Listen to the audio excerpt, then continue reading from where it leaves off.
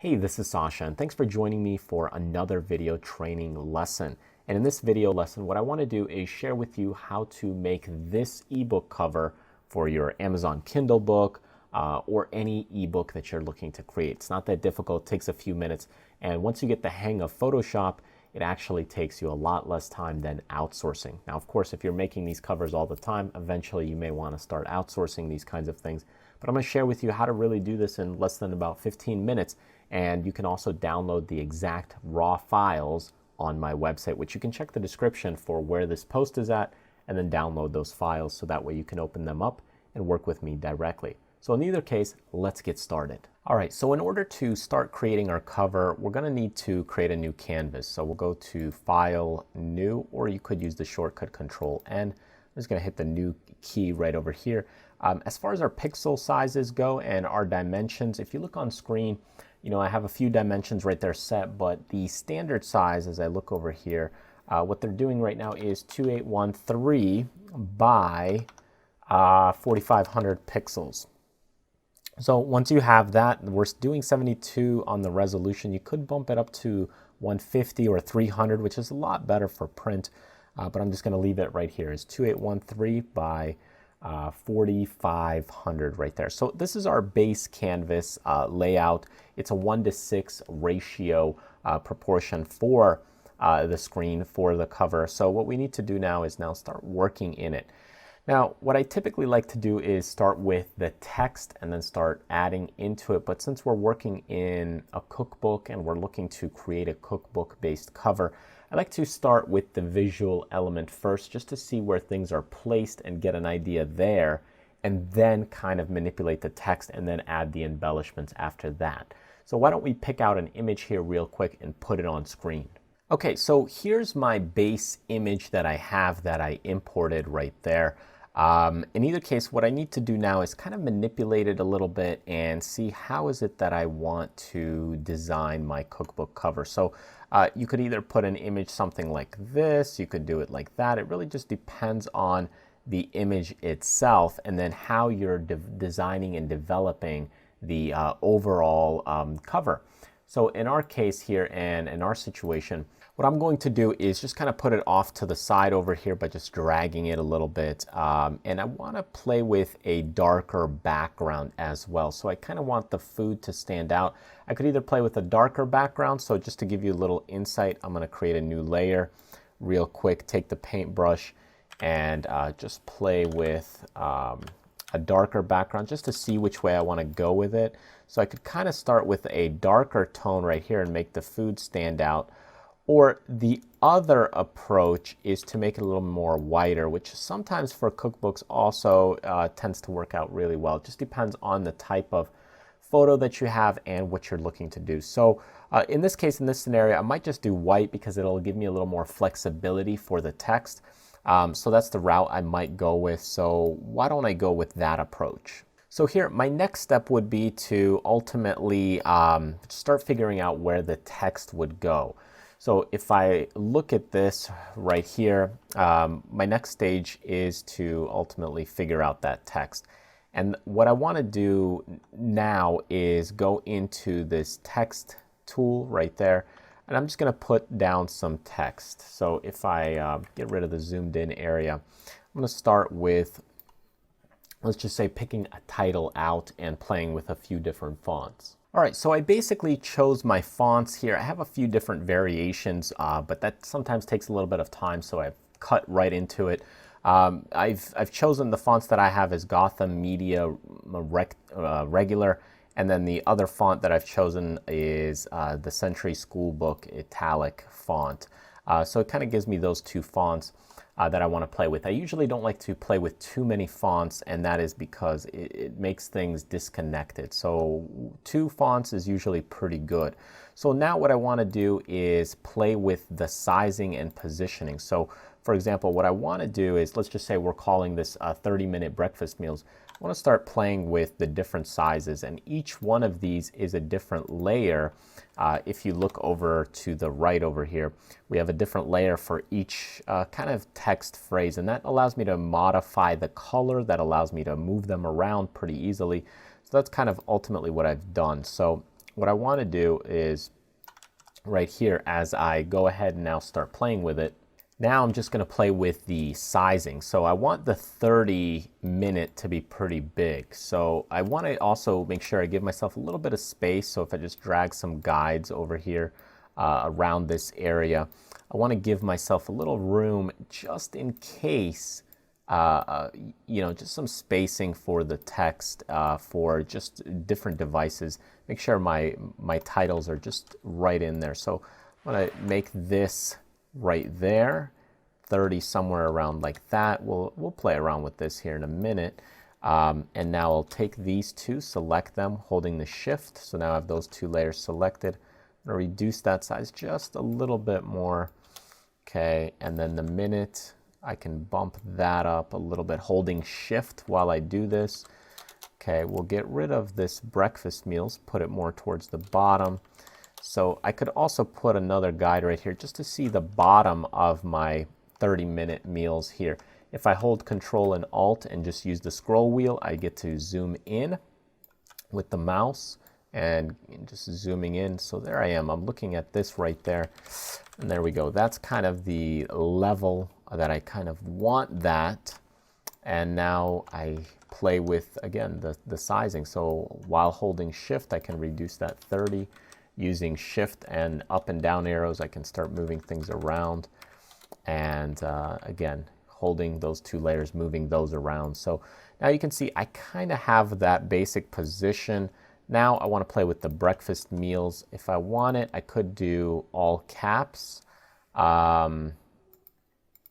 Let's just see if we need to reduce it right here. Okay, so I could do something like this. Okay. So typically cookbooks, they're a little bit more flary, or they're a little more elegant in the text. So, you know, I try to make it clean and readable, but still a little more elegant. So that's kind of what I'm doing right here. The other approach that I could do is split this apart and just duplicate that layer and have breakfast and then meals on a second line. So now what this will allow me to do is, as I have breakfast right here, I could move breakfast over right here and I could resize this. Okay. Go like this, and meals, again, now I could just resize it, or I could actually just modify the font size, you know, and just kind of move it like this. So again, it's just up to you where you want to position it. You know, you can play with it, all these things, and play around with this based on the positioning, based on what you like, based on the sizing that you want. Sometimes I'll play with it to see if making it even bigger is helpful or not. And this just takes time to just see what you like, what you don't like. Maybe you want breakfast a little bigger. So again, I'll just play with the sizing just to kind of get an idea of how I want this. And now I kind of have that right there lined up, and there we go. That's kind of a base setup for our book that we have. So the next thing I want to do is also position maybe the author name. So that, again, I can take the minute and just duplicate that layer, and I can say right here, let's just say, I'll just write my name in there for now, even though I haven't written a cookbook yet. I don't plan to. But in either case, right there, you could say a little bit larger. Okay, you don't want it too big, because again, remember, the point is to sell the book, not necessarily to broaden your name, unless you're a very famous kind of author already in that space. So I could do something like that, and that's a baseline design for our book that gives us some rough idea of what we want. Now, what I could do is start playing with colors. I could start playing with a little bit more of this whiteness here that I did right around this breakfast meals. So there's a few different variations here that I could now do and play with. So basically, one of the first ones that I could do is, it's pretty obvious, is I could make this a lot bigger, okay, right there. Move this a little to the side, and now I can, let's just play with this white area here. Let's just start it real slow. I'm hitting 33 on the opacity. I have the brush right there, so that way it doesn't flow too quickly. So now I'm just clicking and just blending things out right there. So now you can see how that's starting to come alive a little bit more right there. So we still have part of that picture in there, but we're just slowly blending it out. I could also move the name, the author name, a little bit to the right, or to the left actually, and that kind of gives me a little bit more of little better positioning right there. Now what I could do is move the 30-minute breakfast meals just a little bit up, just to give myself some space. So now you start looking at, okay, what colors do I want to play with, and how do I want to play with these alignments of things? So the 30-minute, okay, what I could do is put this in a new folder. So I'm going to hit the new folder. I'll just drag it up above everything. I can rename that to 30-minute, and I'll right click and do blending options.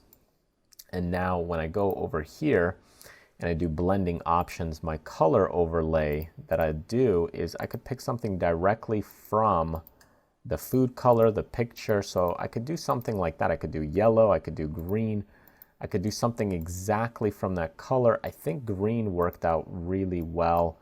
So we'll start kind of with a green tone. I do want it to pop, so I'll make it a little bit stronger, a little bit darker. And then the other thing that I could do is I could do a slight drop shadow, but I would make it probably another kind of green or lighter green. It'll be very, very subtle. You could also do a little outer glow for that. Again, these would be very, very subtle, because if you do it too strong, it'll take away too much attention. So let me just show you how too strong is too strong. You can see right there, that's a little too strong. So if we drop that back, just very, very subtle, very, very soft, you know, and just make it very minor. You could even do a very light green. Sometimes that gives it a little bit of a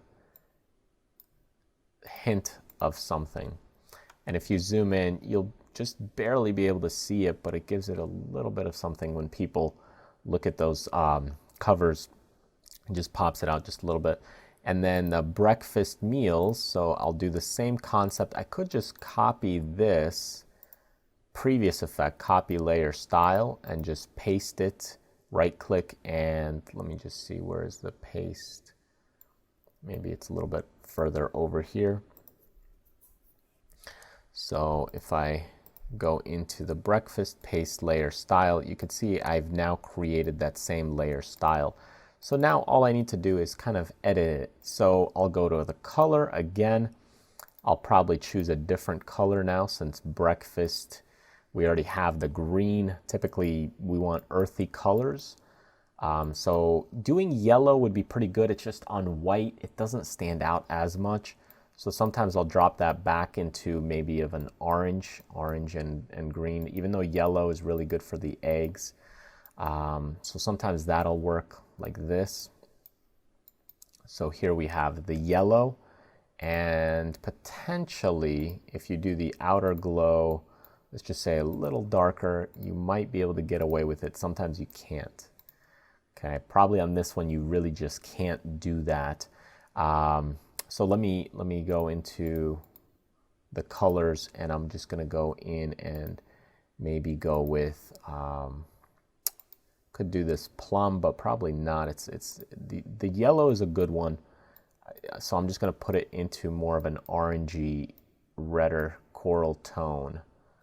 Okay, so that'll kind of give us that effect. Otherwise it'll be too light. And then the other approach is the meals. So again, I could go right there. I don't like using full black. It's a little strong on these kinds of covers. So typically with recipe, I do kind of like gray right there. And there we go. That's kind of what we want. Now for the author right here, sometimes just doing the author like that is, it doesn't stand out or anything. So what I might do is just draw something with a rectangle right here. So I'll go ahead and create a new layer. And then what I'll do is I'll fill it with, let's just say, a black for now. But then what I can do is go again, right click, blending options, color overlay. I could use a yellow, which now I'm getting my yellow from that egg. I'm just selecting it. So I could just take that yellow from there. Okay, so that's the yellow color I want. And now I could take that text, make it that gray that we have. Again, I don't like using too many colors, so just a few tones. And then I'll take the polygon tool, go back to my layer for that little line right there. I'll just trim off a little bit at an angle. Okay, so it gives it a little bit of an angle look. If you want, you could add a little effect to it. So rather than the color overlay, you could also do like a slight little drop shadow, things like that. You could even do a light little gradient on it. But in either case, that gives just a little bit of extra right there on that cover. So there you go. That's kind of the basic cover that you have right there for this cookbook cover. And I'm going to save this right here, and you'll be able to get this on my website. So in order to get this, just check out the description right below, and then you'll be able to download it from the post that this is listed on. Now, if you want to convert this really quickly and you don't like the white background, I'm going to show you right here how you do that. So right now we use that white background right there. So what I'm going to do is I'm just going to hide that white background, and I could actually just delete some of these, but instead what I'll do is I'll make a new layer right here. So now you can see kind of already I have a nice foundation framework.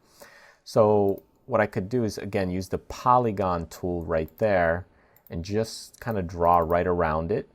Then what I can do is go to edit, and then I'm going to go to fill right there. So I'll do black, and there we go. That's kind of our main fill. I'll go ahead and also reduce the opacity just a little bit.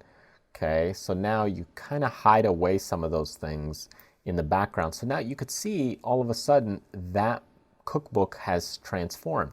So this, of course, you need to adjust some of the tones. So I might go ahead and, hide that little layer right there. I might change the 30 minutes, just double clicking that, and I can go ahead and change it to maybe a yellow tone. I could just select something like from the egg right there.